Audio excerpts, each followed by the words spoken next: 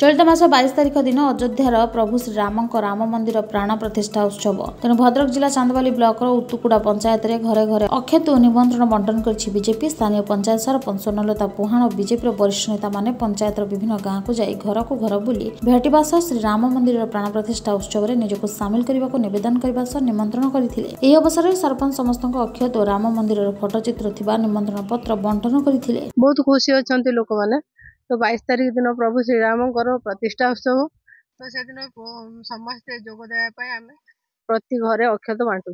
समस्त अनुरोध भी करुचु से प्रति घरे दीप भी जाड़े। आम समस्त भारत वर्षर हिंदू प्रेमी हिंदू धर्म को विश्वास करुवा व्यक्ति सनातन धर्म को विश्वास करुवा व्यक्ति 22 तारिख जानुआरी अयोध्या राम मंदिर प्रतिष्ठा हम यही अवसर प्रत्येक परिवार आम मैंने 2-3 वर्ष तले राम मंदिर निर्माण पैसा सहयोग करते अर्थ साहाय्य करता कि सब प्रकार सहयोग करते आम आज घरे घरे बुलिक निमंत्रण करुचु। आपण मैंने 22 तारिख दिन समस्त प्रभु रामचंद्र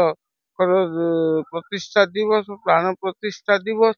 तेणु समस्ते घरे घरे बत्ती जाड़े और निमंत्रण जनाऊँ अयोध्या को राम ठाकुर को देखापी समस्ते देखी आसबे और तीर्थ स्थान जो सारा विश्व एभली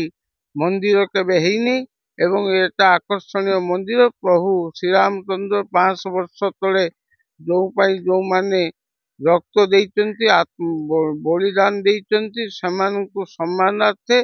एवं प्रभु रामचंद्र को आम अयोध्या भेटिया समस्त निमंत्रण जनाऊँ। चांदबाली प्रशांत कुमार पाणी रिपोर्ट कामयाब टीवी।